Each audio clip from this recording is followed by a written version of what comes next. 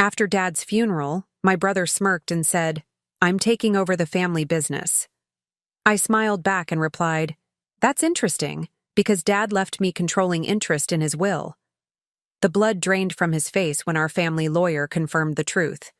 For 30 years, my father had seen what I couldn't, that my brother would destroy everything he'd built, while I, the overlooked second son, was the only one who truly understood his vision.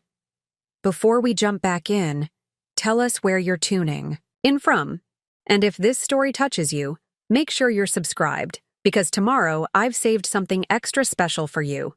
The rain fell relentlessly on the day we buried my father, Jonathan Mercer.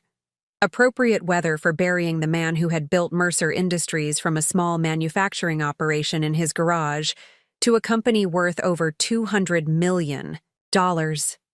The 100 or so mourners huddled under black umbrellas. A sea of expensive suits and somber faces gathered at Oakwood Cemetery to pay their respects to one of the city's most successful entrepreneurs. I stood slightly apart from the inner circle, watching as my brother Daniel received condolences with practiced grace. He was the heir apparent, the eldest son who had worked alongside our father for 15 years as the company's executive vice president. At 43, Daniel looked like a younger version of our father. Tall, broad-shouldered, with the same commanding presence that filled a room. Everyone knew him as the public face of Mercer Industries, the one who delivered presentations to investors and charmed potential clients over lavish dinners. I was the second son, 38 years old and working in the company's research and development department. Where Daniel was charismatic and imposing, I was quieter, more methodical, more focused on the products that had made our company successful, rather than the deals that had made it profitable. In the shadow hierarchy of our family, my position had always been clear: the backup, the contingency plan, the insurance policy that was never meant to be cashed in. The service ended, and the crowd began to disperse toward their luxury vehicles, already discussing mergers and acquisitions rather than the man in the casket. I remained by the grave, watching as workers prepared to lower my father into the ground, when I felt a heavy hand on my shoulder. "Time to go, little brother," Daniel said, his voice artificially somber. "We have the reading of the will in an hour." I nodded, following him to the black Mercedes where our mother waited. Patricia Mercer, 72 years old and regal even, in grief, sat rigidly in the back seat, her eyes hidden behind large sunglasses despite the overcast day. She hadn't cried during the service. I wasn't sure if she was capable of tears anymore. "A beautiful service," she said as we slid into the car beside her. "Your father would have appreciated the turnout." "Half of them were there to make sure he was really dead," I muttered, earning a sharp look from Daniel. "Don't start, Adam," he warned. "Today, of all days." The drive to the law offices of Winters and Associates passed in tense silence. Our family had never been comfortable with emotional vulnerability, preferring to channel feelings into ambition and achievement. Grief was no exception to this rule. My father and I had a complicated relationship. I had loved him certainly, but I had never managed to earn the approval he so readily bestowed upon Daniel.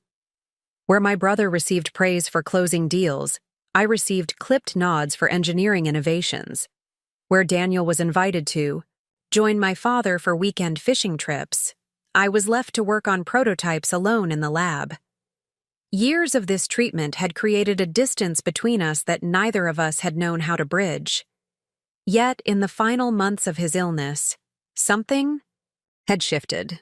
My father had begun to call me to his bedside for conversations that stretched late into the night. Conversations about the company's origins, about mistakes he had made, about his vision for the future. Daniel had been oddly excluded from these intimate discussions, a fact he had noted with increasing irritation. At the time, I had assumed it was simply my father's way of tying up loose ends, of finally offering the paternal connection that had been largely absent throughout my life. Now, as we approached the reading of his will, I wondered if there had been more to those conversations than I had realized. The offices of Winters and Associates occupied the top floor of a sleek downtown building that my father had actually helped finance. Albert Winters, my father's attorney for over 30 years, greeted us in the conference room, his expression appropriately solemn. Patricia, Daniel, Adam. He nodded to each of us in turn. Please, take a seat. Would anyone like coffee? Before we begin? We declined, eager to get through the formalities. I had no expectations for the reading. The division of assets had been clear for years. Daniel would take control of the company, my mother would retain her substantial holdings and board position, and I would receive a generous but minority stake that would keep me comfortable without granting me any real power. Albert adjusted his glasses and began to read the standard legal preamble, his voice a monotonous drone that faded into background noise as I stared out the window at the city skyline my father had helped to shape. I barely registered the details of various smaller bequests, charitable donations, gifts to longtime employees, a vacation property left to my mother. It wasn't until Albert cleared his throat pointedly that I realized he had reached the central matter of the will. Regarding Mercer Industries, he said, his voice noticeably more careful now, Jonathan has decided on an unconventional division of assets and responsibilities. Daniel straightened in his chair, a hint of a smile playing at the corners of his mouth. This was his moment, the culmination of years spent as the favored son, the heir being granted his kingdom. To my son, Daniel Jonathan Mercer, Albert read, I leave 20% of my voting shares in Mercer Industries and the position of Chief Marketing Officer, should he choose to accept it. The silence that followed was absolute. Daniel's face froze, the half-formed smile still etched on his features like a glitch in a photograph. 20%, not controlling interest, not the CEO position, Chief Marketing Officer, a significant demotion from his current role as executive. Vice President. There must be some mistake, my mother said, her voice sharp with disbelief. Albert shook his head. There is no mistake, Patricia. Jonathan was extremely clear about his wishes. He continued reading. To my son, Adam Christopher Mercer, I leave 60% of my voting shares in Mercer Industries and the position of Chief Executive Officer, effective immediately upon my death. The words seemed to hang in the air, impossible and undeniable. I felt a strange lightness in my chest, as if I might float out of my chair. 60%. Controlling interest. CEO. My father had left me the company. This is absurd, Daniel, said, his voice dangerously quiet. Dad always intended for me to take over. Everyone knows that. Jonathan included a letter for each of you, Albert said, sliding envelopes across the table. He asked that you read them in private. Daniel snatched his letter and tore it open, his hands shaking with barely suppressed rage. His eyes darted. Across the page, his face growing darker with each line. Without a word, he crumpled the letter and threw it across the room before storming out, slamming the door behind him with enough force to rattle the framed certificates on the wall. My mother gave me a cold look. I hope you're satisfied, Adam. Your father has thrown this family into chaos. She stood, smoothing her black dress with trembling hands. I need to check on Daniel. As she left, I sat alone with Albert, the envelope containing my father's final words to me still unopened on the table. He knew this would happen, I said quietly. Albert nodded. Your father was many things, but naive was not one of them. He anticipated Daniel's reaction precisely. Why? I asked. Why did he do this? Albert removed his glasses, polishing them methodically as he chose his words. Your father made this decision after considerable thought, Adam. He didn't do it to punish Daniel or to reward you. He did it because he believed it was the only way to save the company he spent his life building. I picked up the envelope, feeling the weight of it in my hands. Not just the paper, but the responsibility it represented. When did he change the will? 6 months ago, when his diagnosis became terminal. He called me to the hospital and laid out his new instructions in great detail. Albert hesitated. He also asked me to tell you something when the time came. What's that? He said to remember what he told you about the foundation, that without a strong foundation, nothing lasting can be built. The foundation. It had been the subject of our final conversation, 3 days before his death. I had assumed he was speaking metaphorically about the company's core values. Now, I wasn't so sure. As I left Albert's office, I could hear raised voices from a nearby conference room. Daniel, his control finally shattered, shouting accusations that echoed down the hallway. I slipped past unnoticed, making my way to the elevator with my father's letter still unopened in my pocket. In the lobby, I paused to look at a large photograph on the wall. My father at the groundbreaking ceremony for this very building 15 years ago. He stood with a shovel in hand, his face serious as he prepared to turn the first soil. Daniel was beside him, smiling broadly for the cameras. I was nowhere to be seen in the image. Yet now, against all expectations, he had entrusted me with everything he had built. The question was why, and more importantly, what would I do with this unexpected inheritance? As the elevator doors closed behind me, I finally opened the letter, ready to hear my father's voice one last time. Preparing and narrating this story took us a lot of time, so if you are enjoying it, subscribe to our channel. It means a lot to us.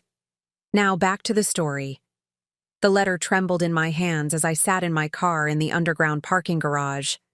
The rain continued its relentless drumming on the concrete above, creating a cocoon of white noise that insulated me from the world outside. I stared at my father's handwriting, precise and measured, just like everything else he did. Taking a deep breath, I began to read. Adam, if you're reading this, then Albert has executed my wishes, and you now control Mercer Industries. I imagine your brother has already made his displeasure known, and your mother has likely sided with him. This is expected. What matters now is what you choose to do with the responsibility I've placed on your shoulders. For most of your life, I've kept you at a distance from the executive operations of our company. This wasn't because I lacked faith in your abilities. Quite the opposite.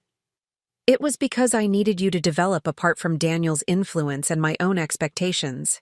While your brother was learning to close deals and manage shareholders, you were quietly mastering the foundation of what makes our company valuable: innovation, quality, and vision. 3 years ago, I discovered something troubling. Our financial controller brought to my attention a pattern of discrepancies in our accounts.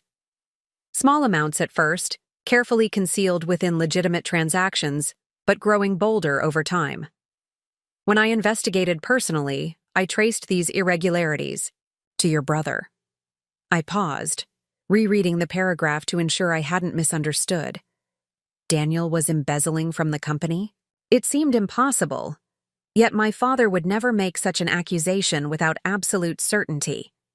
Daniel had been siphoning company funds to cover personal gambling debts, substantial ones. When confronted, he promised to stop and to repay every cent. I chose to believe him, to handle it privately rather than publicly disgrace him. I created a repayment plan and monitoring system. For a time, it appeared he had reformed. 6 months ago, when my diagnosis became terminal, the controller brought me new evidence. The embezzlement had resumed, larger than before. This time, Daniel had grown more sophisticated, creating shell companies to receive consulting fees for services never rendered. The total now exceeds $20 million. I confronted him one final time. Rather than contrition, he showed calculation. He knows I won't expose him, both to protect our family name and because the scandal would devastate our company's value. He's counting on my silence and on inheriting control once I'm gone, at which point he could erase the evidence entirely. My hands had gone numb. $20 million. My brother had stolen $20 million from our father's company. The revelation was staggering, yet somehow not entirely surprising. Daniel had always lived beyond even his generous means: the vacation homes, the yacht, the private jet shares. I had attributed it to shrewd investments. Now I understood the true source. This is why I've made you CEO with controlling interest. Not because you're more deserving, though you are, but because you're the only person I trust to do what's necessary to save Mercer Industries. Daniel cannot be allowed to control the company. He would strip its assets to feed his addiction and cover his tracks, destroying everything I've built and leaving hundreds of employees without livelihoods. You'll find all the evidence you need in a secure digital vault. Albert has the access details. What you do with this information is your choice. You could expose Daniel immediately, but consider that the resulting scandal would severely damage the company's reputation and value. You could confront him privately and attempt to negotiate. Or you could find another path entirely, one I haven't foreseen. I regret that I've placed this burden on you. I regret even more that I waited until my death to acknowledge what I've known for years, that of my two sons. You are the one who truly understands what I built and why I built it. Mercer Industries was never just about making money. It was about creating something of lasting value, something that improves lives and stands as a testament to what determined individuals can achieve when guided by the right principles. I've watched you work tirelessly in R&D, pursuing innovation, not for personal glory, but because you believe in making better products. I've seen you mentor younger employees, sharing knowledge freely rather than hoarding it for advantage. I've observed your integrity when faced with ethical dilemmas that others would have navigated more pragmatically. These qualities, not Daniel's charm or aggressive negotiating tactics, are the true foundation of our success. I was wrong not to tell you this while I lived. Pride and habit kept me silent when I should have spoken. For this, I can only ask your forgiveness. The path ahead will not be easy. Daniel will fight you. Your mother will pressure you to maintain family harmony at all costs. The board members aligned with your brother will challenge your authority and experience. But you have something they don't: the legal right to make decisions and the moral conviction to make the right ones. Trust yourself, Adam. You're ready for this, even if you don't yet believe it. I do. Your father, Jonathan. I sat motionless for several minutes after, finishing the letter, my father's words echoing in my mind. The magnitude of what he had revealed, and what he expected of me, was overwhelming. Not only had my brother betrayed our father's trust in the most fundamental way, but I was now responsible for deciding his fate and the future of Mercer Industries. The sound of an engine starting nearby broke my reverie.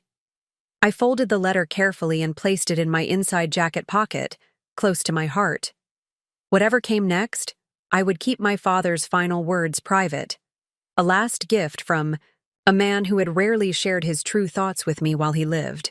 My phone vibrated with incoming messages. 5 from Daniel, each more demanding than the last, culminating in, "We need to talk now. This isn't over." 3 from my mother, variations on the theme of family loyalty and the need to fix this situation immediately. 1 from Albert, "When you're ready to discuss next steps, I'm available." I ignored them all and drove to the one place where I could think clearly, the original Mercer workshop, now preserved as a company museum of sorts on our manufacturing campus. It was Sunday, and the facility was deserted, giving me the solitude I needed. The workshop was a simple concrete building, humble compared to our gleaming corporate headquarters downtown. Inside, the space had been maintained exactly as it was when my father built his first industrial valve 40 years ago. The workbenches, tools, and early prototypes were displayed with careful reverence. I sat on the stool where my father had once worked 18-hour days, turning his engineering brilliance into tangible products. This was where it had all begun, not with marketing strategies or financial engineering, but with solving real problems through innovation and craftsmanship. As a child, I had spent countless hours here, watching my father work while Daniel was off at sports practice or social events.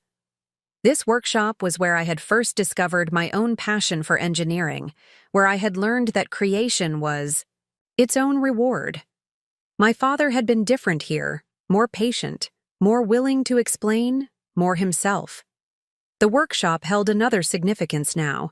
It was the physical embodiment of what my father had called the foundation. This modest beginning was what Daniel had never understood about our company. To him, Mercer Industries was a vehicle for wealth accumulation and status. To my father, and to me, it represented something more profound, the tangible manifestation of values like quality, integrity, and genuine innovation. My phone rang, breaking the reverent silence. The screen displayed Daniel Mercer. After a moment's hesitation, I answered. "Where the hell are you?" Daniel demanded without preamble.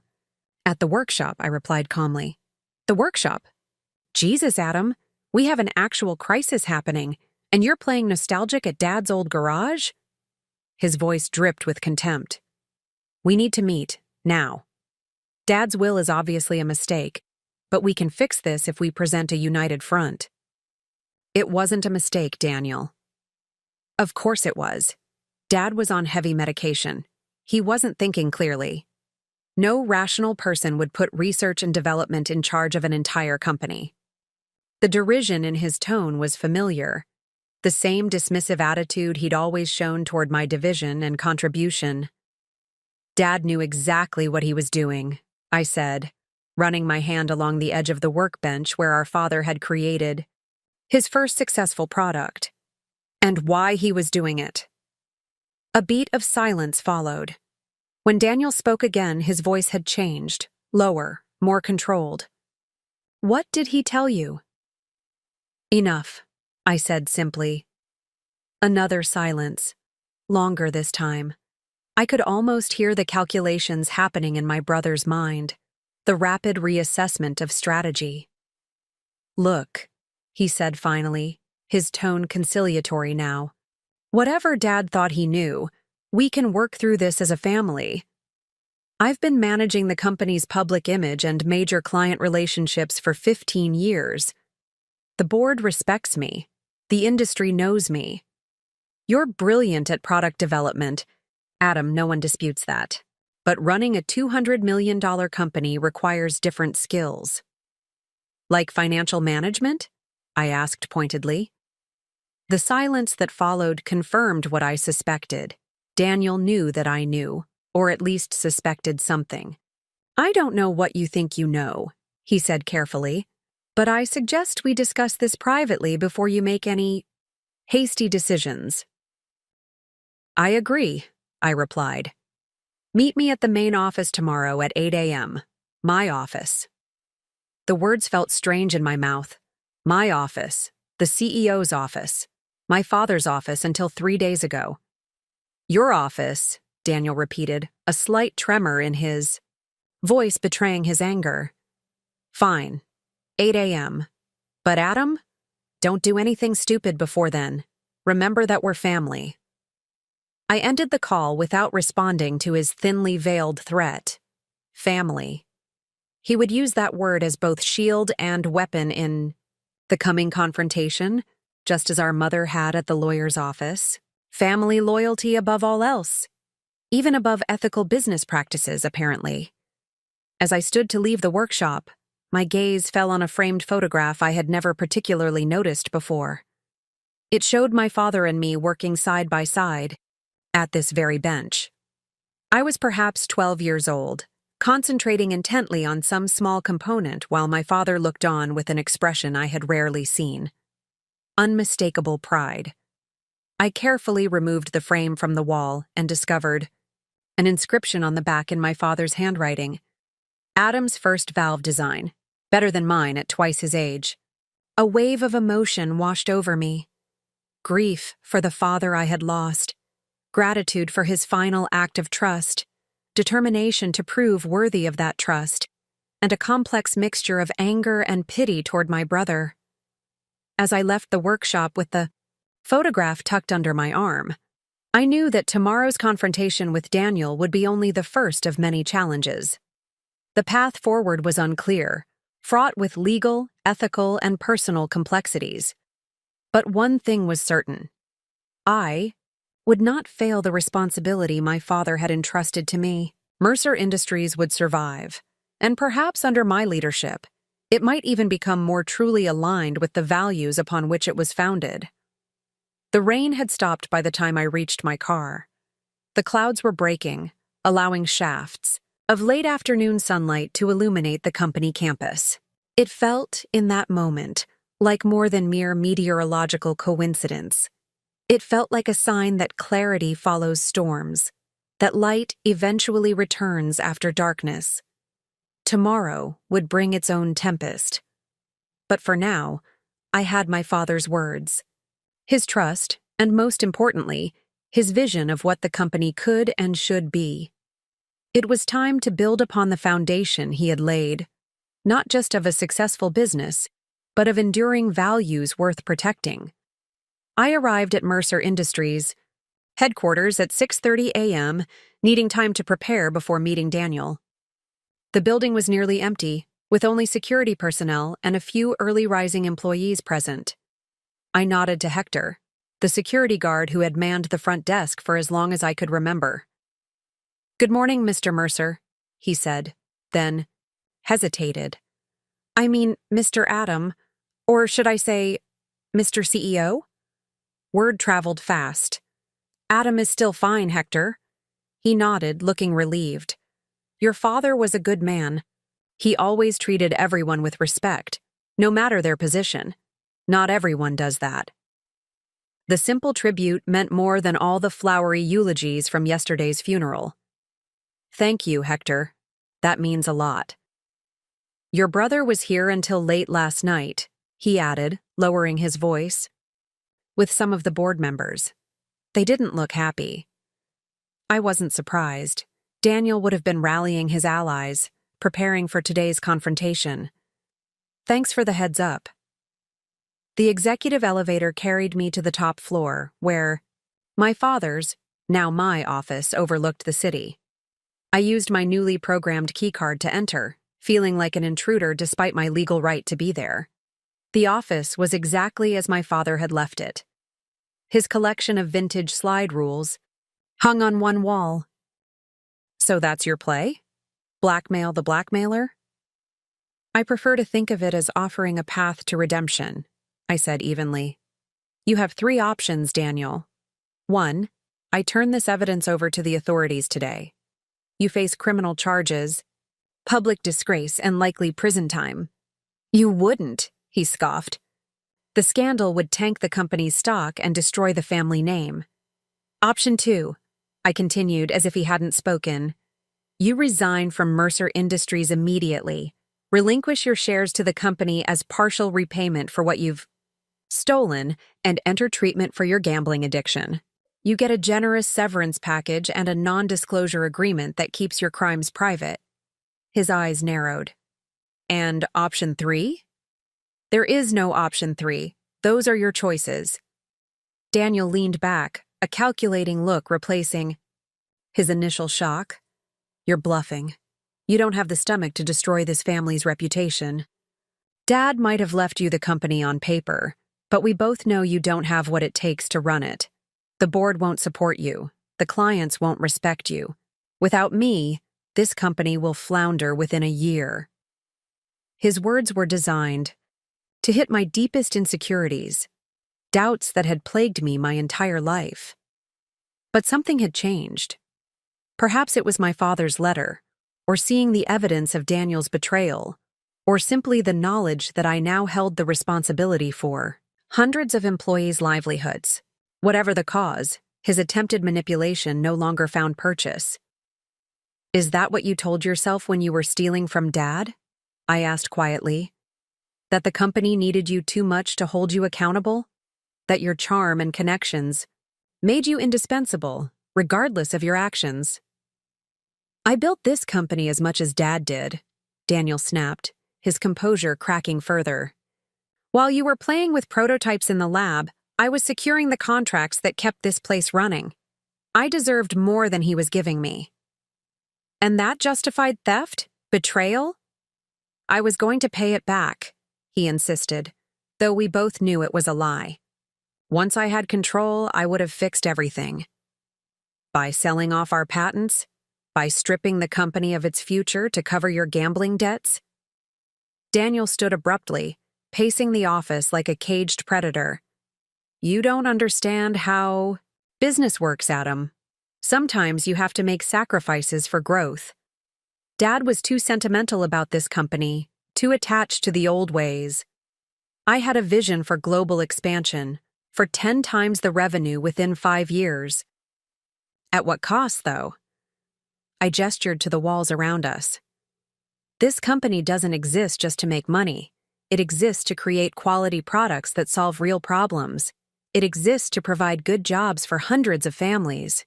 It exists as Dad's legacy, as a testament to what can be built with integrity and innovation. Daniel sneered. God, you sound just like him. All high-minded principles while ignoring market realities. Those principles are why this company is worth saving, I countered, and why I won't let you destroy it. Our standoff was interrupted by a knock at the door. Albert Winters entered, carrying a leather portfolio. I hope I'm not interrupting, he said, though his timing was clearly intentional. Not at all, I replied. Daniel and I were just discussing his future with Mercer Industries. Albert nodded, his experienced lawyer's face revealing nothing. I've prepared the documents we discussed last night, should they be needed. Daniel's eyes darted between us. What documents? Option 2, I explained. Resignation, share. Transfer, severance, and non-disclosure. All ready for your signature. You planned this, he accused, his voice rising. You had this ambush arranged before we even talked. I prepared for the most likely outcome, I corrected him. Given your history, I doubted you'd simply accept responsibility and make amends voluntarily. Daniel's face flushed with anger. This is ridiculous. I'm calling an emergency board meeting. Half the board is loyal to me. They'll never accept you as CEO. Actually, Albert interjected, the board's composition has changed as of this morning. Jonathan's will included instructions to replace 3 board members, effective upon his death. The new appointees were confirmed by electronic vote an hour ago. This was news even to me. My father's foresight continued to astonish. That's not possible, Daniel sputtered. Board appointments require shareholder approval, which Adam now controls, Albert reminded him. The vote was procedural only. Furthermore, if this matter were to reach the full board, they would be legally obligated to report your activities to the SEC and law enforcement. I doubt that's an outcome you desire. Daniel looked trapped, his confident facade crumbling completely. For a moment, I saw not my manipulative older brother, but a frightened man whose carefully constructed world was collapsing around him. What about Mother? He asked, his voice smaller now. This will destroy her. She doesn't need to know the details, I assured him. As far as she's concerned, you've decided to pursue other opportunities. The family reputation remains intact. He stared out the window for a long moment, shoulders slumped in defeat. I need time to think. You have until noon, I said firmly. Sign the papers and begin a new chapter, or I'll be forced to pursue option 1. For what it's worth, I hope you choose option 2. Daniel turned to me, his expression a complex mixture of resentment, fear, and something that might have been a flicker of respect. You're more like Dad than I realized, he said quietly. More than I ever was.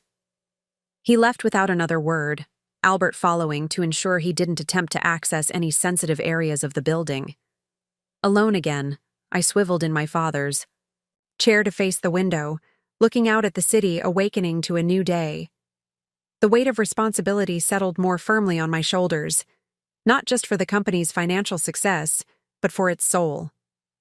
For the vision my father had entrusted to me when everyone, including myself, had expected him to choose Daniel. The path ahead would not be easy. There would be questions about Daniel's sudden departure, challenges to my authority, and the constant pressure to compromise the values that had built Mercer Industries. But for the first time in my life, I felt equal to the challenge. Not because I had all the answers, but because I understood the questions that mattered. My father had recognized something in me that I hadn't seen in myself: the capacity to lead not through domination or manipulation, but through integrity and purpose. He had given me not just a company, but a chance to prove that doing business the right way could also be doing business the successful way. As the morning sun illuminated the city, I made a silent promise to my father that his trust would not be misplaced. Mercer Industries would not merely survive this transition, it would emerge stronger, more innovative, and more deeply committed to the principles upon which it was founded. The foundation would hold, and upon it, I would build something worthy of my father's legacy and of my own. By noon, Daniel had signed the papers. He chose option 2, resignation, share transfer, and silence. Albert handled the formalities while I remained in the CEO's office, allowing my brother to retain some dignity in his exit. The official announcement would cite personal reasons for his departure and thank him for his years of service to Mercer Industries. Only a handful of people would ever know the truth. When Albert returned with the executed documents, he wore an expression of quiet approval. "Your father would be proud of how you handled this," he said, placing the folder on my desk. "Many in your position would have chosen vengeance over rehabilitation." "It's not about being merciful," I replied, reviewing the signatures. "It's about doing what's best for the company and the family. Nothing would be gained by publicly destroying Daniel." Albert nodded. "Nevertheless, it shows character. Jonathan saw that in you even when you couldn't see it in yourself." After Albert left, I made the necessary calls to the executive team, scheduling an emergency meeting for 2 p.m. News of Daniel's departure had already begun circulating through the building, creating a buzz of speculation and uncertainty. I needed to address the leadership vacuum immediately to prevent panic. Before the meeting, I faced another difficult task: informing my mother. I found her at the family home, sitting in my father's study surrounded by his belongings. When I entered, she looked up with red-rimmed eyes. "So it's true," she said, without preamble. "Daniel just called. He's leaving the company." I sat across from her, choosing my words carefully. Family photos occupied another, carefully arranged to project the image of cohesive family leadership. My father and Daniel featured prominently, with my mother and me in supporting roles. Engineering awards and patents shared space with framed magazine covers featuring Mercer Industries innovations.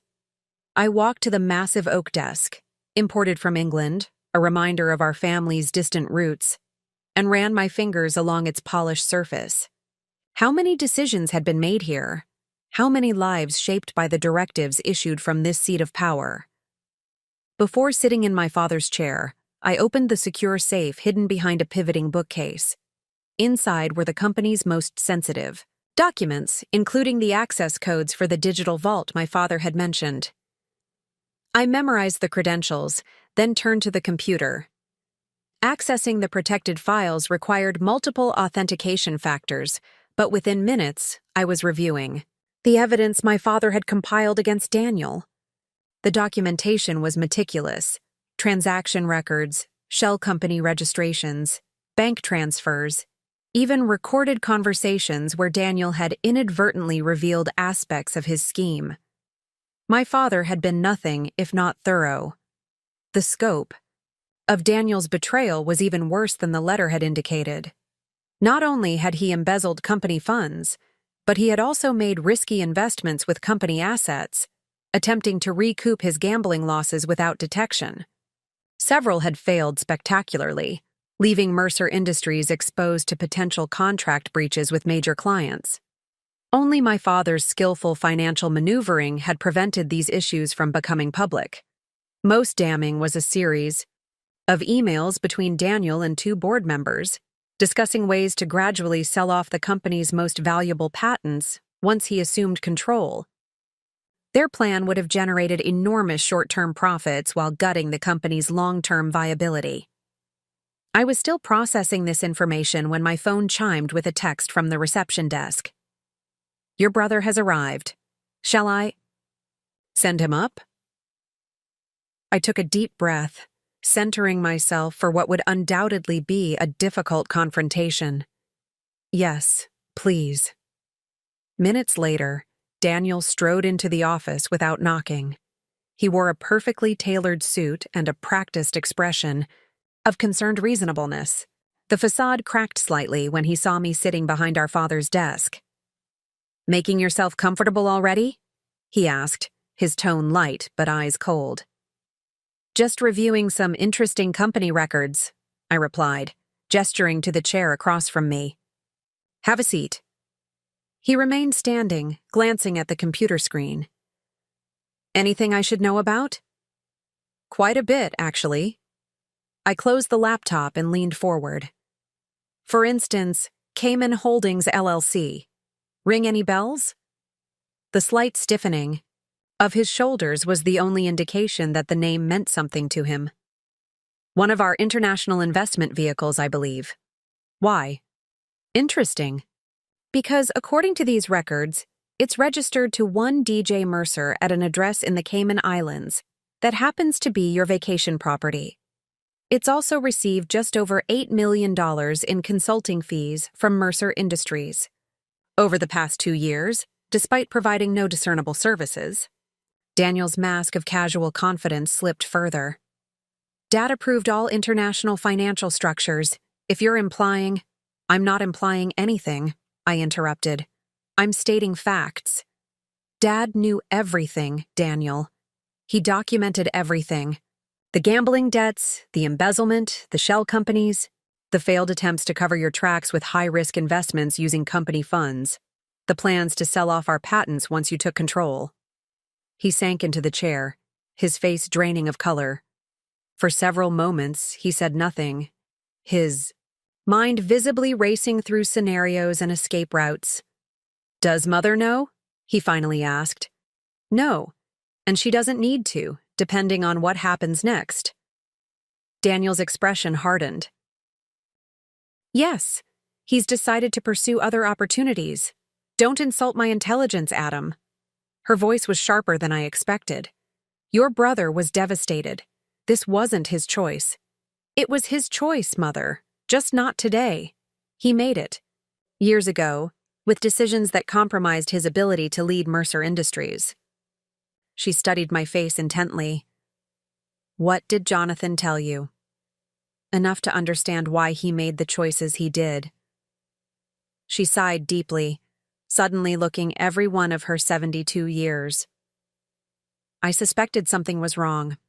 Money disappearing, Jonathan spending nights reviewing financial records, Daniel's increasingly extravagant lifestyle." She shook her head. "I didn't want to know. It was easier to maintain the illusion of the perfect family, the perfect succession plan." Her honesty surprised me. I had expected recriminations, demands that I reinstate Daniel to maintain family harmony.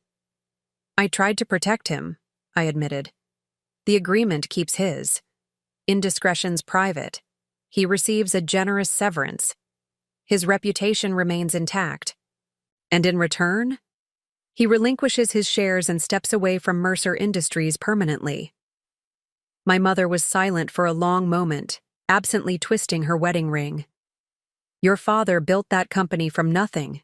He worked 16-hour days when you boys were young, missed school events and family dinners because he was determined to create something significant." Her gaze drifted to a photograph on the desk. my father standing proudly before the first Mercer Industries factory. I resented it sometimes, how much he loved that company, almost like another child. He saw it as his legacy, I said gently. Yes. She focused on me again, her expression softening. And now it's yours. Daniel called you ruthless. He said you outmaneuvered him completely.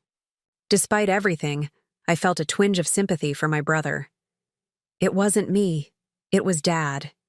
He set everything in motion before he died. Because he trusted you. She reached across the desk and took my hand. I've always seen you as my sensitive son, the quiet one, the thoughtful one. Perhaps I mistook that thoughtfulness for weakness. Your father never made that mistake. The unexpected validation from my mother threatened to unravel my composure. Throughout my childhood, she had been Daniel's most vocal champion, encouraging his ambition while viewing my more methodical nature as a limitation. Her acknowledgement now, however belated, meant more than I wanted to admit. I'm sorry about Daniel, she continued, but I'm not sorry that you're taking control. Mercer Industries needs stability now, and values that go beyond profit margins. She squeezed my hand. You have more of your father in you than either of us realized. As I drove back to the office, my mother's words echoed in my mind. For years, I had believed that she saw me as the lesser son, less charismatic, less ambitious, less worthy of the Mercer legacy. Now, I wondered how many of my perceived limitations had been self-imposed, born from comparison rather than reality. The executive meeting began promptly at 2 p.m. in the main conference room. 8 department heads sat around the table, expressions ranging from curiosity to apprehension. Many had worked closely with Daniel and owed their positions to his patronage. Others had been hired for their technical expertise and had limited interaction with the executive level. Thank you all for adjusting your schedules on short notice, I began, standing at the head of the table my father had occupied for decades. As you've likely heard, Daniel Mercer has resigned from Mercer Industries, effective immediately. While this change was unexpected for most of you, I want to assure everyone that the company's leadership succession has been carefully planned. Madison Chen, our chief financial officer, spoke first. With respect, Adam, your expertise has been in R&D. The transition from department head to CEO is significant. How do you plan to address areas outside your experience? The question was fair and likely represented concerns shared by others in the room. By acknowledging my limitations and leveraging the expertise around this table, I answered honestly, I'm not my father, and I'm not my brother. I won't pretend to have all the answers. What I do have is a clear vision for Mercer Industries, one that honors our foundation while embracing innovation. I moved to the digital display and brought up a presentation I had prepared that morning. For too long, we've allowed short-term profit considerations to overshadow our core mission. We've pursued contracts that offered immediate financial returns, but limited our ability to develop truly innovative solutions. We've prioritized shareholder value over employee well-being and customer satisfaction. Thomas Reynolds, VP of Sales, shifted uncomfortably. Those priorities were set by your father and brother. Are you suggesting they were wrong?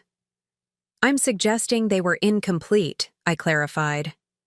Dad built this company on principles of quality, integrity, and genuine innovation.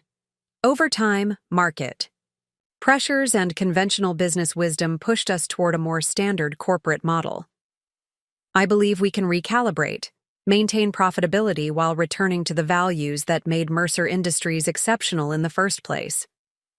For the next hour, I outlined my vision, investing more heavily in R&D, restructuring compensation to reward innovation rather than just sales targets, implementing ethical sourcing requirements, expanding employee ownership opportunities, and focusing on customer relationships built on genuine value rather than aggressive sales tactics. Some executives embraced the direction enthusiastically. Others raised practical concerns about shareholder expectations and competitive pressures. The discussion was robust, occasionally heated, but remarkably productive. By the meeting's end, I had a clearer picture of the challenges ahead and the allies I could count on. I had also identified several executives whose alignment with Daniel's approach might make them unsuitable for the company's new direction. I'll be meeting with each of you individually over the next week, I concluded. I value your expertise. And perspective even, especially when it differs from mine. The transition ahead won't be seamless, but I believe it's necessary for Mercer Industries to thrive in the long term. As the room cleared, Madison Chen remained behind. She had been hired by my father 5 years ago, coming from a larger corporation, with a reputation for ethical financial management. Her relationship with Daniel had been notoriously tense. "I know about the embezzlement," she said quietly once we were alone. "Your father swore me to secrecy, but I've been monitoring the situation since he became ill. I have additional documentation that might be useful to you." I wasn't entirely surprised. As CFO, Madison would have been difficult to keep in the dark about financial irregularities. "Thank you for your discretion. The situation has been addressed, but I'd appreciate seeing your records to ensure we've captured everything." She nodded. "For what it's worth, I think your vision for the company is right. The market is changing. Customers are increasingly concerned with how products are made, not just what they do. Employees want more than a paycheck. They want purpose." She gathered her materials, pausing at the door. "Your father saw that. I think he knew you did too." After Madison left, I remained in the conference room, studying the Mercer Industries mission statement mounted on the wall. The words had been crafted by my father 40 years ago, to create solutions of uncompromising quality that improve lives through innovation, integrity, and excellence. Simple but profound, a North Star that had guided the company through its early days, but had gradually been overshadowed by more conventional business metrics. By 6 p.m., most employees had left for the day, but lights still burned in offices throughout the building as the news of leadership change rippled through the organization. I made my way to the R&D department, my professional home for the past 15 years. The lab was exactly as I had left it 2 days ago, before my father's funeral had changed everything. Prototype components were arranged neatly on my workbench. Technical drawings covered the walls. A half-empty coffee mug sat beside my computer, now cold. Sarah Wilson, my lead engineer, looked up in surprise when I entered. Sorry, Mr. Mercer, or should I say Mr. CEO, now?" Her attempt at humor couldn't quite mask her concern. "Adam is still fine, Sarah." I picked up the component we had been redesigning last week, a valve mechanism that would reduce energy consumption in industrial cooling systems by 30%. "How's the thermal testing coming?" "Initial results are promising. We're seeing better efficiency than projected." She hesitated. "But I'm guessing you didn't come down here to discuss valve specifications." Actually, I did. I sat on my familiar stool, feeling more comfortable here than in my father's imposing office. "I may be CEO now, but I don't intend to abandon our work here. This project matters. It has the potential to significantly reduce energy consumption across multiple industries." Sarah looked skeptical. "With respect, Adam, I can't imagine how you'll have time for hands-on engineering while running the company." "I'll make time," I said firmly, "even if it's only a few hours each week. Staying connected to the actual products we develop is essential. Without that connection, it becomes too easy to view innovation as just another line item on a budget." I could see she wasn't entirely convinced, but appreciated her candor. Sarah had been one of my first hires, brilliant, direct, and uninterested in corporate politics. Her respect couldn't be demanded by title. It had to be earned through competence and consistency. "I'm not naive about the challenges ahead," I continued. "The responsibilities of CEO will demand most of my attention. That's why I'm recommending you for promotion to Director of R&D." Her eyes widened. "Me? But I'm not? I haven't? You're the best engineer in the department. You understand our products better than anyone except me. You've already been informally leading most projects. I smiled at her shocked expression. The only reason you weren't promoted years ago is that I selfishly wanted to keep working directly with you. Sarah processed this information, her practical nature already calculating the implications. Who will you recommend as my replacement as lead engineer? That's your first decision as director. I stood, preparing to leave her with this new reality to consider. Leadership isn't about having all the answers, Sarah. It's about asking the right questions and trusting the people you've chosen to help find the solutions. As I headed toward the exit, Sarah called after me. Adam? For what it's worth, I think your father made the right choice. Her words followed me as I made the final rounds of the building before heading home. In less than a week, I had lost my father, inherited a company, confronted my brother's betrayal, and taken my first steps as CEO. The journey ahead would be challenging in ways I couldn't yet fully comprehend. There would be resistance to change, pressure to compromise, and the constant weight of hundreds of livelihoods depending on my decisions. Yet as I drove home through the darkening city, I felt a profound sense of purpose taking root. My father had entrusted me with more than a company. He had entrusted me with his vision of what business could and should be. Not merely a vehicle for profit, but a force for creating genuine value. Not just a means of generating wealth, but a community of people working towards something meaningful. The foundation he had built was stronger than Daniel's betrayal, stronger than market pressures, stronger than conventional wisdom that prioritized short-term gains over lasting value. Upon that foundation, I would build something worthy, something that honored my father's legacy while creating my own. For the first time in my life, I was exactly where I needed to be. 3 months passed in a blur of 18-hour days, decisive actions and strategic realignments. Leading Mercer Industries proved both more challenging and more rewarding than I had anticipated. Each morning brought new obstacles. Each evening concluded with small victories that collectively pushed the company toward transformation. The executive team had undergone significant changes. 2 department heads resigned within weeks of my appointment, unwilling to adapt to new priorities. I replaced them with internal promotions, talented individuals previously overlooked due to their reluctance to engage in political maneuvering. Madison Chen proved invaluable as CFO, her ethical approach to financial management aligning perfectly with my vision. Sarah Wilson thrived as R&D director, already securing 2 major patents that promised to redefine industry standards. Today marked a significant milestone, my first quarterly earnings call as CEO.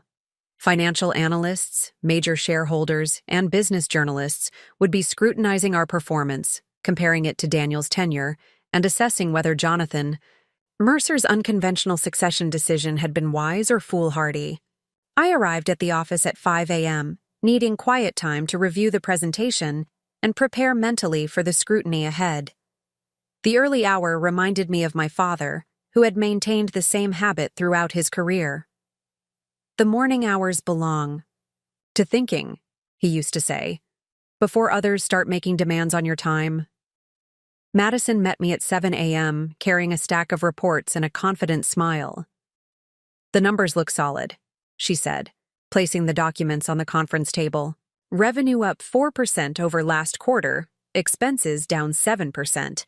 New client acquisition exceeding projections by 12%.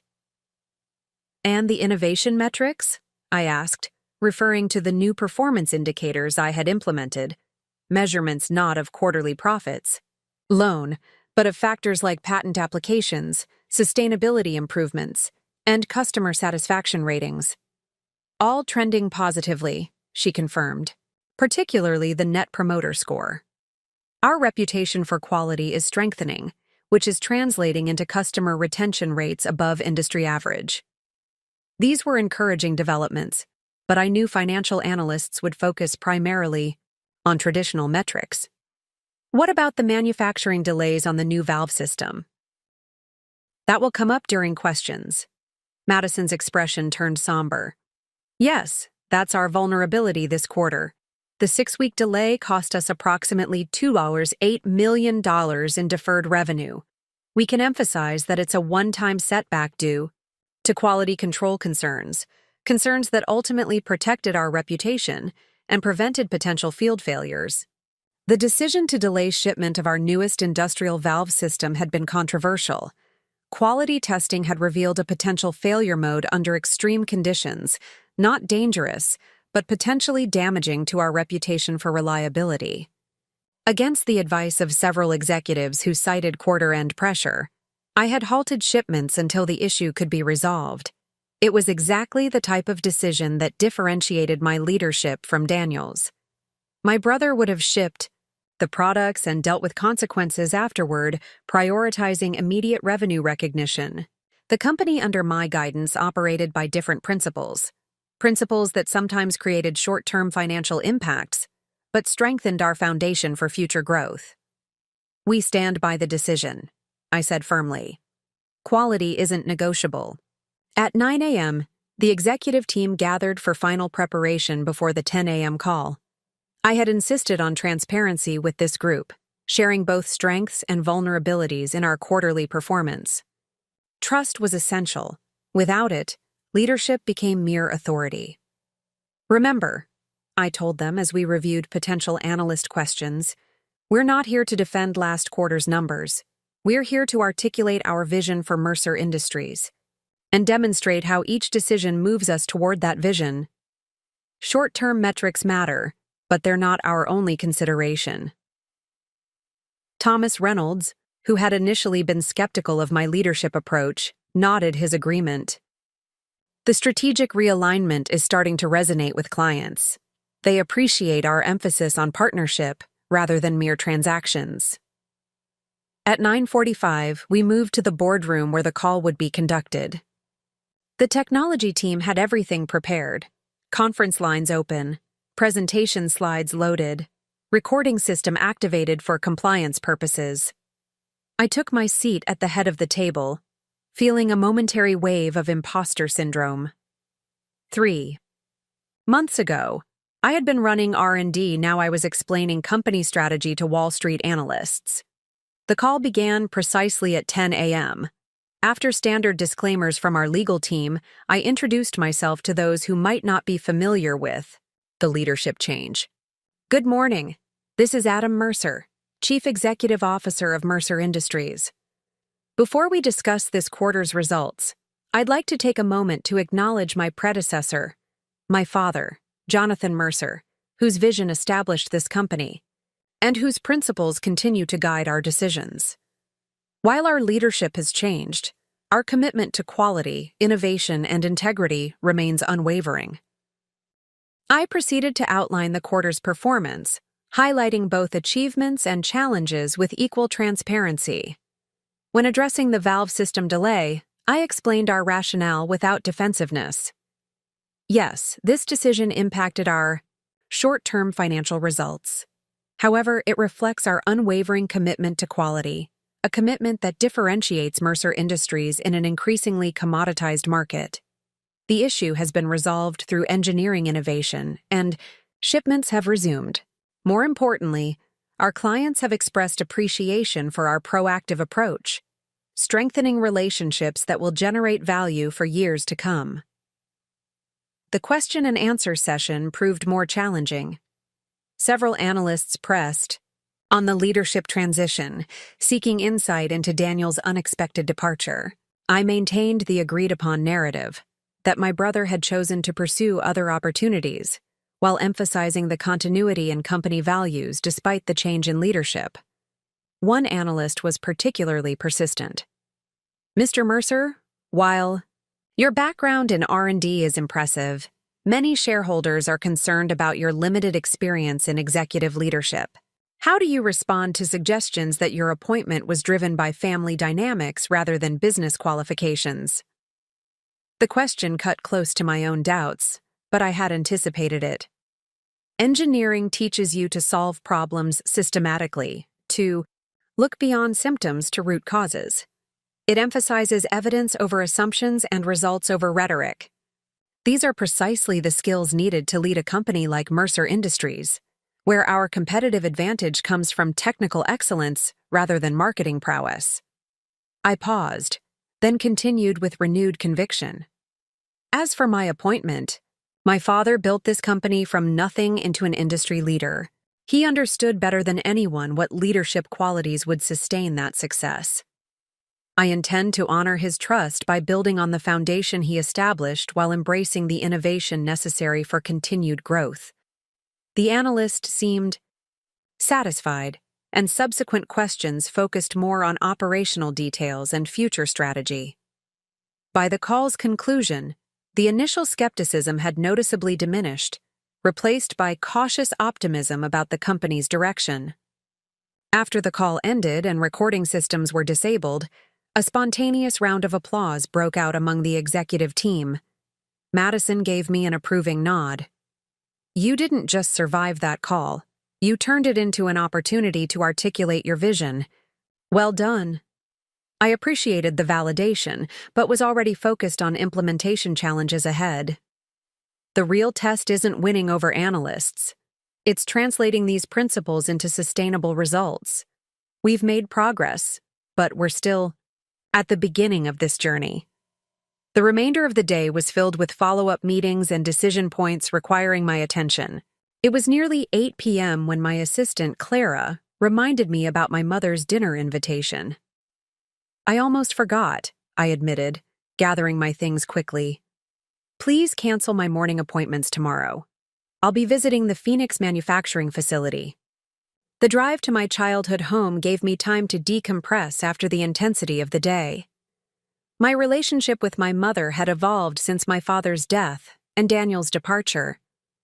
The distance that had characterized our interactions for years had gradually diminished, replaced by growing mutual respect. She had surprised me with her resilience and adaptability, embracing her new reality with unexpected grace. She greeted me at the door with a warm embrace. You look exhausted, she observed, leading me to the dining room where dinner was already served. I watched the earnings call webcast. You handled yourself remarkably well. You watched that? I asked, surprised by her interest in business operations she had previously avoided. Of course. I may not understand all the financial terminology, but I can certainly assess how my son performs under pressure. She smiled, serving a plate of my favorite childhood meal, her homemade lasagna. Your father would have been proud of your poise. The mention of my father created a moment of shared remembrance. I still feel like I'm finding my way, I admitted. Every day brings decisions I never anticipated making. That's leadership, she replied simply. Your father once told me that certainty is the luxury of those who don't bear responsibility. The best leaders aren't those without doubts. They're those who act with integrity despite their doubts. We ate in comfortable silence for a few minutes before she asked, Have you heard from Daniel? Not directly. Albert tells me he's entered a treatment program for his gambling addiction. Apparently, he's doing well. She nodded, her expression a mixture of sadness and acceptance. He called last week. He sounds humbled, different. He asked about you, how you were managing the company. This surprised me. What did you tell him? The truth. That you're forging your own path. That the company is thriving under your leadership, but in ways different from his approach or your father's. She reached across the table to touch my hand. People can change, Adam. Even someone as stubborn as your brother. Perhaps especially someone who has lost everything he valued. The conversation shifted to lighter topics. Community events, family friends, plans for the holidays still months away. It felt normal in a way family interactions rarely had during my childhood, when business concerns and Daniel's achievements had dominated discussions. As I prepared to leave, my mother handed me a small wooden box. "I found this while organizing your father's study. I think he meant for you to have it." Inside was a brass compass, aged but still functional, with an inscription on the back, "To navigate by your own true north." It was his father's, my mother explained. He carried it during the early days of the company, when he was still working out of that garage, trying to turn his ideas into reality. The compass felt heavy in my palm, not just physically, but with the weight of legacy and responsibility. "Thank you for this," I said, carefully returning it to its box. She studied me with unexpected perception. "You're doing well, Adam. Not just with the company, but with yourself. You've found your confidence without losing your compassion. That's a rare combination in business." Driving back to my apartment, I reflected on the day's events. The earnings call that marked my public debut as CEO, the team's growing cohesion around our shared vision, my evolving relationship with my mother, and the symbolic compass connecting me to my father's entrepreneurial journey. The company was indeed changing under my leadership, moving back toward its foundational values while embracing new opportunities. The path forward remained challenging, with market pressures and competitive threats requiring constant navigation. But for the first time, I felt fully equipped for the journey. Not because I had all the answers, but because I had found my own true north. In 3 short months, I had stepped out of the shadows of both my father's legacy and my brother's betrayal to chart a course true to my own principles. The company was becoming a reflection not just of what I had inherited, but of what I chose to build. In that transformation lay the most important lesson my father had left me. That leadership ultimately means having the courage to follow your own compass, even when it points in unexpected directions. The future of Mercer Industries was unwritten, full of both promise and uncertainty. But one thing was clear. It would be a future shaped by values that transcended quarterly reports and stock prices. Values like integrity, innovation, and the conviction that creating genuine value for others was the truest measure of success. 6 months into my tenure as CEO of Mercer Industries, I faced my first major crisis. The morning began routinely enough, a 7 a.m. executive briefing, followed by a product development review with the R&D team. I was in the middle of approving a new prototype when Madison Chen burst into the meeting room, her normally composed demeanor visibly shaken. "We need to talk," she said. "Privately. Now." I excused myself and followed her to my office, where she locked the door behind us. "Global Tech is launching a hostile takeover attempt," she announced without preamble, handing me a confidential financial report. Their CEO contacted 3 of our largest institutional investors last night. They're offering a 40% premium over our current share price. Global Tech was our largest competitor, a multinational conglomerate known for aggressive acquisitions and equally aggressive cost-cutting after takeovers. Their CEO, Victor Reynolds, had a reputation for dismantling acquired companies, keeping profitable divisions and discarding the rest without regard for employees or communities. "How serious is the threat?" I asked, scanning the document. "Very. They've secured preliminary support from Blackwater Fund, which holds 8% of our shares. Axis Capital is considering their offer. That's another 12%. If they get Northwestern Pension on board with their 7%, they'll have enough leverage to make this extremely difficult to fight." I processed this information, considering the implications. Mercer Industries was financially healthy, but still in transition. Our stock price hadn't yet fully reflected the positive changes we'd implemented, making us vulnerable to offers that might appear generous to shareholders focused solely on immediate returns. "What's their angle? Our core technologies don't overlap significantly with Global Tech's portfolio." Madison's expression darkened. "It's not about synergy. It's about market elimination. Victor wants our client base and our patent portfolio. Based on his acquisition history, He'd likely retain our core manufacturing capability, integrate it into their infrastructure, and discard everything else, including most of our workforce. The predatory nature of the approach wasn't surprising. Victor Reynolds and my brother had been cut from similar cloth. Businessmen who viewed companies as assets to be leveraged rather than communities to be nurtured. What was surprising was the timing, just as Mercer Industries was regaining momentum after the leadership transition. Options? I asked, already mentally cataloging potential defenses. Limited and time-sensitive, Madison replied. We could seek a white knight, a friendlier company willing to acquire us instead. We could implement a poison pill provision to make acquisition prohibitively expensive. We could leverage our employee ownership program to secure additional voting. Blocks against the takeover. Each option carried significant risks and would fundamentally alter the independent trajectory I had envisioned for Mercer Industries. We need more information before deciding. Call Albert. We need legal counsel immediately. Then assemble the executive team for an emergency meeting at noon. And Madison? Absolute confidentiality until we formulate our response.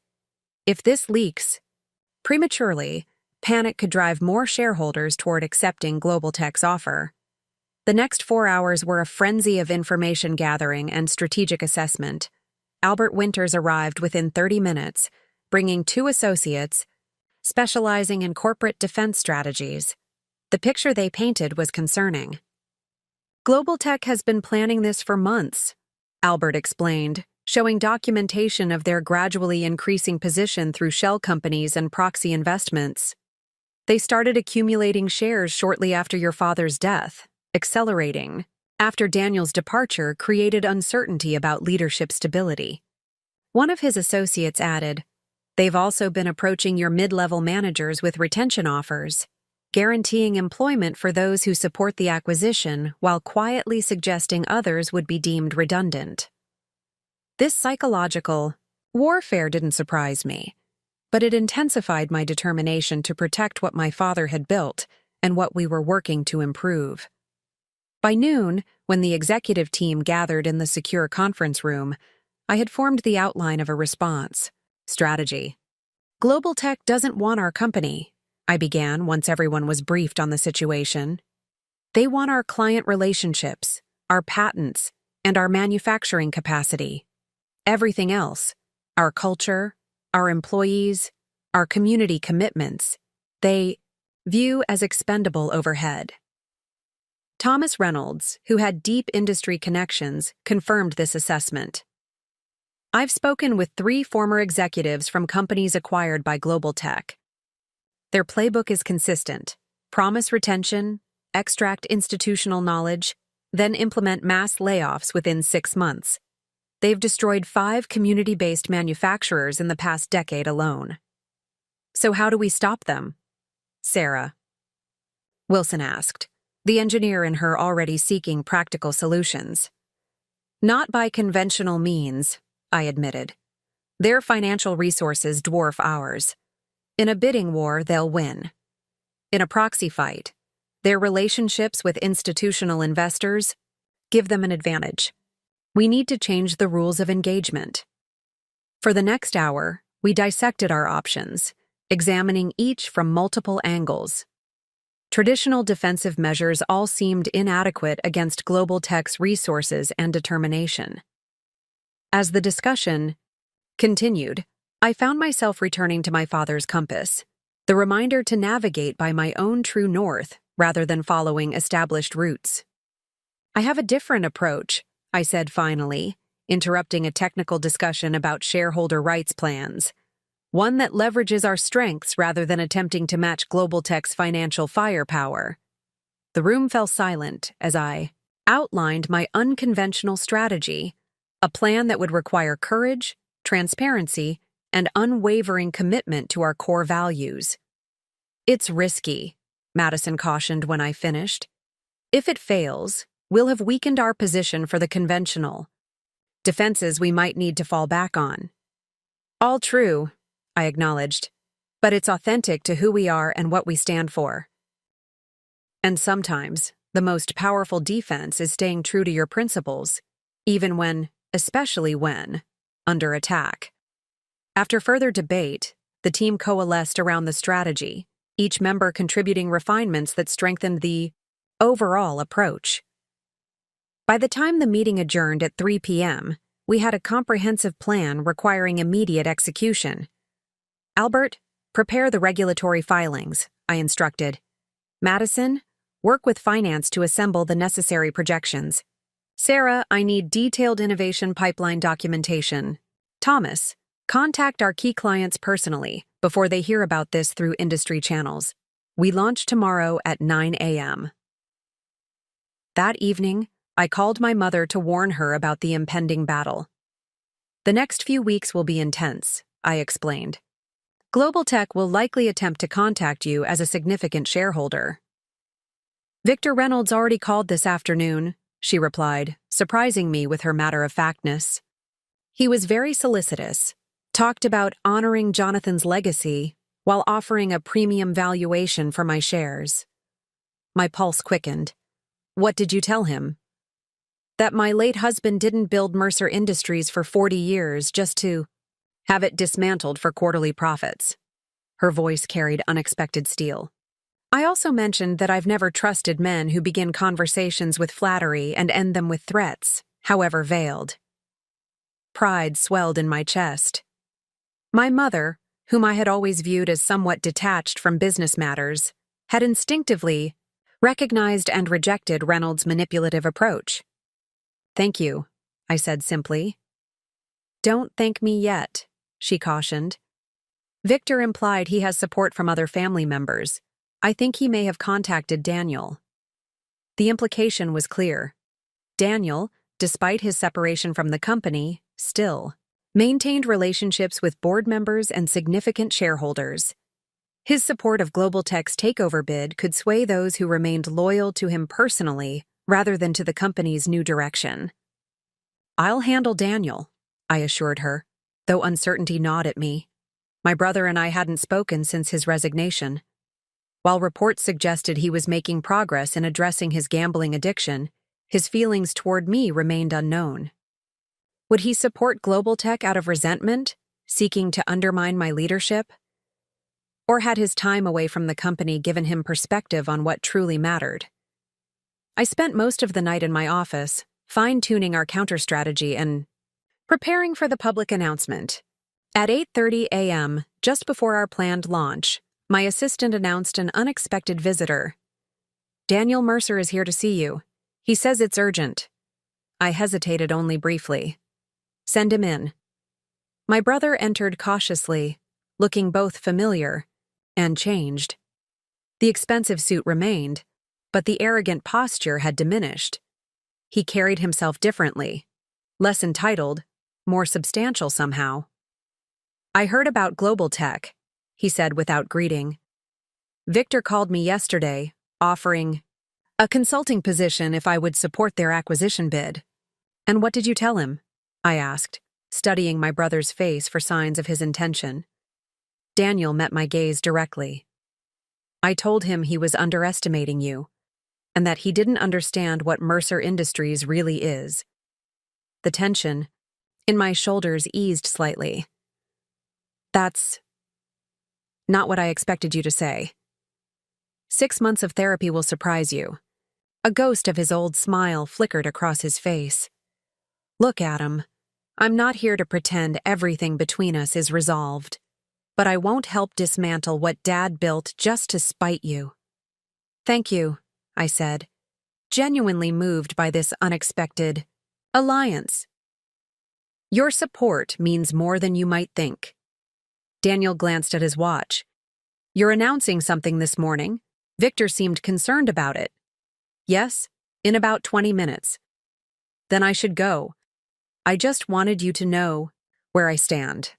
He turned to leave, then paused. For what it's worth, you're doing well. The company is. It feels more like what Dad originally built, before I started pushing it in other directions. This acknowledgement, however small, represented a significant shift in our relationship. Would you like to stay for the announcement? Daniel considered this, then shook his head. Not yet, but maybe someday. He extended his hand. Good luck, little brother. As we shook hands, I felt a chapter closing, not in defeat or resentment, but with unexpected mutual respect. Daniel left as quietly as he had arrived, but his visit had added another dimension to my resolve. At precisely 9 a.m., I stood before cameras in our headquarters lobby, flanked by the executive team. Employees gathered behind the media, their faces reflecting concern about the unusual assembly. The press had been told only that Mercer Industries would be making a significant announcement regarding its future. Good morning, I began, looking directly into the cameras. Today, I'm addressing not just the media and our employees, but our shareholders, our clients, and our competitors. Specifically, I'm speaking to Global Tech and its CEO, Victor Reynolds. Murmurs spread through the assembled crowd as I continued. Yesterday, Global Tech initiated an unsolicited attempt to acquire Mercer Industries. They've approached our shareholders with premium offers, promising enhanced value while privately planning to dismantle much of what makes this company valuable. I paused, allowing the revelation to register before delivering our counter-strategy, not a traditional defensive measure, but a bold commitment to our true worth. Rather than engaging in financial maneuvering to prevent this acquisition, we're taking a different approach. Today, we're publicly releasing our 5-year strategic plan, including our innovation pipeline, sustainability initiatives, and community commitments. We're demonstrating exactly why Mercer Industries is worth more as an independent entity than as a subsidiary to be stripped for parts. The transparency of this approach was unconventional to the point of being revolutionary. Most companies jealously guarded such forward-looking information, particularly when under threat of acquisition. By making our plans public, we were inviting our stakeholders and the broader market to evaluate our true potential rather than focusing solely on quarterly performance metrics. Additionally, we're announcing an enhanced employee ownership program, accelerated investment in next-generation technologies, an expansion of our manufacturing capacity in communities where we currently operate. These initiatives will be funded through existing capital reserves, demonstrating our long-term commitment to sustainable growth rather than short-term profit maximization. I directed my next comments specifically to our shareholders. Global Tech is offering you 40% above our current share price, a premium that seems generous until you understand what you're giving up. Our strategic initiatives project 65% growth over 3 years, with continued expansion thereafter. More importantly, they preserve the values and vision that have defined Mercer Industries for 4 decades. As I concluded the formal announcement and began taking questions from the press, I noticed Madison signaling from the side of the stage, holding up her tablet with breaking news displayed on the screen. Global Tech stock had dropped 4% in the first minutes of trading, while ours had risen 7%, the market's initial reaction to our transparent counter-strategy. The battle was far from over. Global Tech would adapt their approach, perhaps becoming even more aggressive in their pursuit. But in this opening exchange, we had changed the narrative, recasting the potential acquisition not as a financial opportunity, but as a threat to innovation, community, and long-term value creation. As I fielded questions from journalists, I felt a profound connection to my father's legacy. Jonathan Mercer had built this company on principles that transcended quarterly profits. When faced with a threat to those principles, I had chosen to amplify them rather than abandon them for expedient defensive tactics. The compass in my pocket seemed to pulse with affirmation. In navigating by my own true north, by the values that defined both Mercer Industries and my own leadership, I had found not just a strategy for corporate defense, but a pathway to authentic triumph regardless of the outcome. The fight for Mercer Industries' independence had just begun, but already it had revealed something essential. When you stand firmly for what you believe in, you change not just your circumstances, but the very terms of engagement. That realization was itself a victory worth celebrating. The weeks following our public announcement unfolded like a high-stakes chess match. Global Tech responded aggressively, increasing their offer to a 50% premium and launching a media campaign questioning my experience and leadership capability. Financial analysts debated our strategy on business networks, with opinions sharply divided between those who admired our principled stand and those who dismissed it as naive idealism in a cutthroat business environment. What no one anticipated was the groundswell of support from unexpected quarters. Our employees rallied first, with over 80% participating in the expanded ownership program despite having to commit personal funds during uncertain times. Then our clients began issuing public statements backing Mercer Industries' independence, many citing our quality standards and innovative approach as irreplaceable in their supply chains. Local communities where our facilities operated organized grassroots campaigns against the takeover, recognizing the threat Global Tech posed to job security and community investment. 3 weeks into the battle, I received an unexpected call from Catherine Winters, Editor-in-Chief of Industry Innovation, the leading publication in our sector. "Mr. Mercer, I've been following your situation with considerable interest," she began, her voice crisp and professional. "We're preparing a special issue on ethical business practices in an age of corporate consolidation. Would you be willing to contribute a perspective piece on your current experience?" The opportunity was significant, a chance to articulate our philosophy to decision-makers across the industry. "I'd be honored," I replied. "When would you need the article?" "Yesterday," she said with a laugh, "but realistically within 48 hours. And I should mention that Victor Reynolds has already submitted his perspective." Of course he had. Victor never missed an opportunity for self-promotion, especially when it served his acquisition strategy. "I'll have it to you tomorrow," I promised. After ending the call, I contacted Albert. "Is there any legal concern with me publishing an USAR article about our situation while the takeover attempt is active?" "Not if you stick to established facts and previously disclosed intentions," he advised. "Avoid forward-looking financial projections or anything that could be construed as market manipulation. Focus on philosophy and approach rather than specific, tactical details." That evening, I remained in my office long after most employees had departed, crafting an article that would articulate not just Mercer Industries' defense strategy, but the fundamental business philosophy that underpinned it. The piece had to be persuasive without seeming desperate, principled without appearing sanctimonious, and personal without revealing vulnerabilities Global Tech could exploit. I titled it, "Beyond Quarterly Capitalism: Building Businesses That Last." The core argument challenged the prevailing corporate mindset that prioritized short-term shareholder returns above all other considerations, offering instead a vision of business as a vehicle for creating multidimensional value, financial, returns balanced with innovation, employee well-being, and community impact. After submitting the article the following morning, I turned my attention to our next strategic move. Global Tech had been systematically approaching our mid-level managers with lucrative job offers contingent on the acquisition's success, a tactic designed to create internal pressure for accepting the takeover. We needed to counteract this influence without restricting our employees' right to consider their own futures.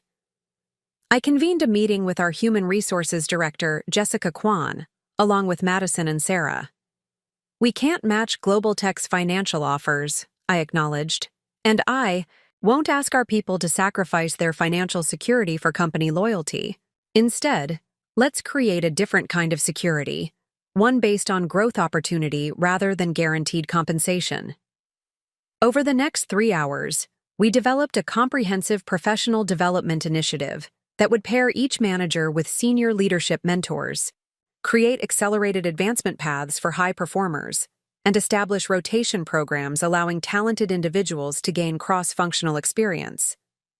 The program would require significant investment, but would demonstrate our commitment to developing people rather than merely employing them. This addresses the career advancement aspect, Jessica noted, but not the financial uncertainty that makes global tech's guaranteed contracts appealing. You're right, I conceded. We need something more concrete. Madison had been unusually quiet throughout the discussion, making notes and occasionally consulting data on her tablet. Now she looked up with a determined expression. What if we create a performance-based retention program tied directly to our 5-year plan? If we achieve the growth projections we've publicly committed to, participants would receive bonuses potentially exceeding Global Tech's offers, but tied to actually creating that value rather than simply promising it up front. Can we afford that? Sarah asked pragmatically. Madison nodded. If we achieve our targets, absolutely. The program would be self-funding through increased valuation and revenue. If we don't hit the targets, the reduced payouts would reflect our actual performance. It aligns incentives perfectly, I said, immediately seeing the elegant simplicity of the approach. Those who help us succeed as an independent company share directly in that success. Those who believe in Global Tech's vision are free to pursue it without pressure from us. We announced the initiative the following day through a company-wide meeting rather than a press release. This wasn't about public relations. It was about honest communication with the people who would ultimately determine Mercer Industries' fate through their commitment and performance. The response was immediate and overwhelmingly positive. Applications for the mentorship program exceeded available slots within hours.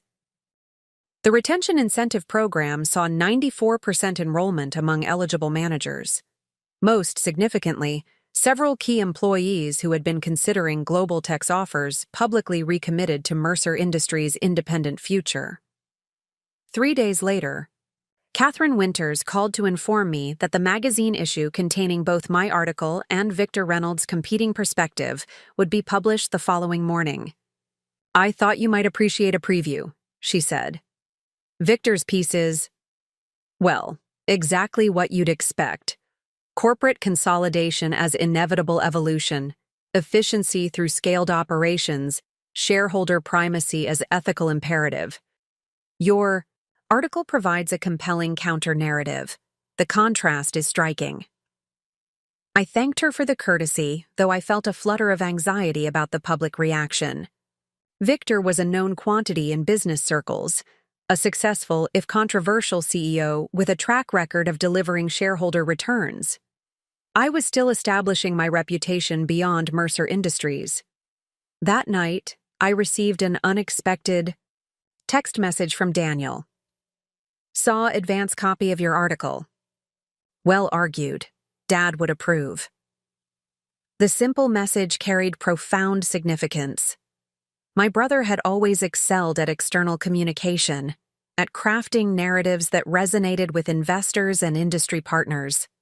His acknowledgement of the article's effectiveness represented not just personal support, but professional validation. The following morning, industry innovation hit subscribers' inboxes nationwide.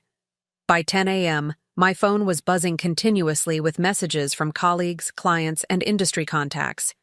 The articles had struck a chord, igniting intense discussion about business purpose and corporate responsibility.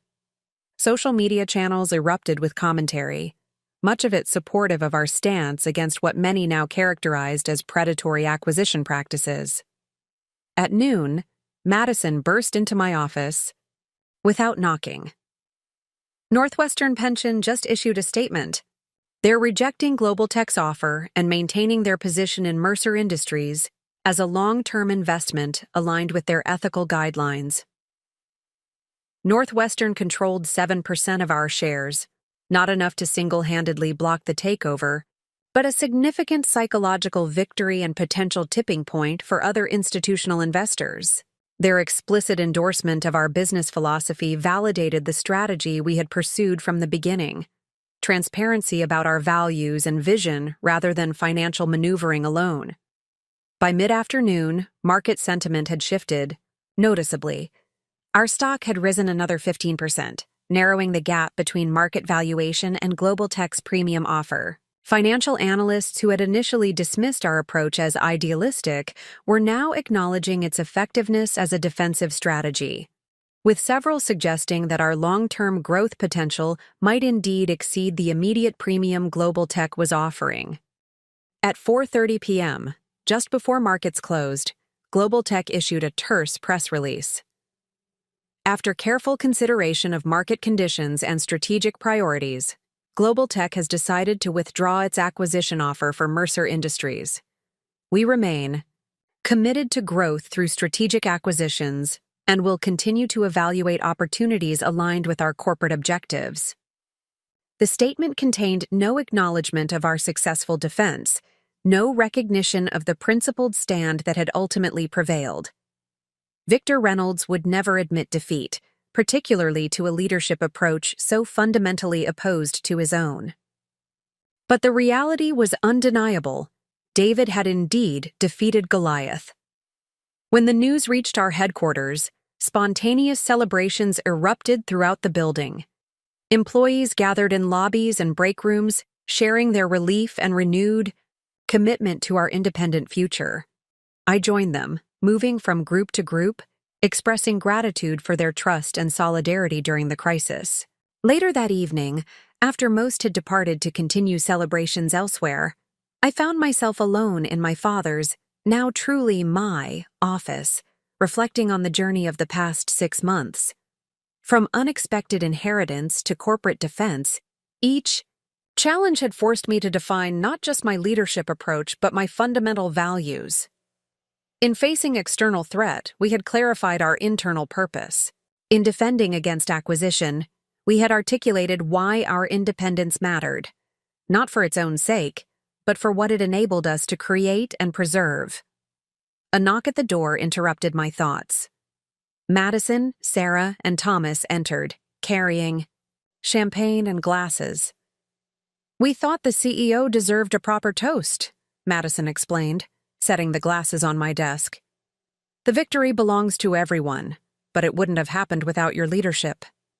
Thomas nodded in agreement. "When you outlined that unorthodox strategy, I had my doubts. Most of us did. But you saw possibilities we missed, that transparency could be strength, that principles could be practical, that our true defense was in our authentic identity." Sarah, ever the practical engineer, added, "The numbers support it too. Our stock is now trading 5% above Global Tech's initial offer, with analysts projecting continued growth. We've turned a defensive position into an offensive advantage." As Madison poured champagne, I found myself thinking of my father, how he had recognized something in me that others hadn't seen, something perhaps I hadn't fully seen in myself until tested by crisis. The company he had built hadn't just survived. It had reaffirmed its purpose and charted a course toward a future even he might not have envisioned. We raised our glasses, and I offered a simple toast. To Mercer Industries, not just what it is, but what it can become. After they departed, I called my mother to share the news, though media coverage had undoubtedly reached her already. "I saw," she said before I could speak. "Jonathan would be so proud, not just of the outcome, but of how you achieved it. You defended the company without compromising its soul." "It was close," I admitted. "Global Tech's resources were substantial." "Resources don't determine every outcome," she replied. "Sometimes principles prevail, especially when accompanied by courage and clear vision." As I prepared to leave the office, a final email arrived from Albert Winters. The subject line read simply, "Board Decision." The message contained one sentence. "The Board of Directors has voted unanimously to remove interim from your CEO title, effective immediately." I sat back, absorbing the significance of this formal endorsement. 6 months ago, I had been a department head unexpectedly thrust into leadership. Today, I was the confirmed CEO of Mercer Industries, no longer defined by my father's decision or my brother's failures, but by my own demonstrated capability. Outside, the city lights illuminated a skyline my father had helped shape through decades of innovation and integrity. Now it was my turn to contribute to that legacy, not by replicating his approach or compensating for Daniel's mistakes, but by charting my own course guided by values that transcended any individual leader. Up next, you've got two more standout stories right on your screen. If this one hit the mark, you won't want to pass these up. Just click and check them out. And don't forget to subscribe and turn on the notification bell so you don't miss any upload from us.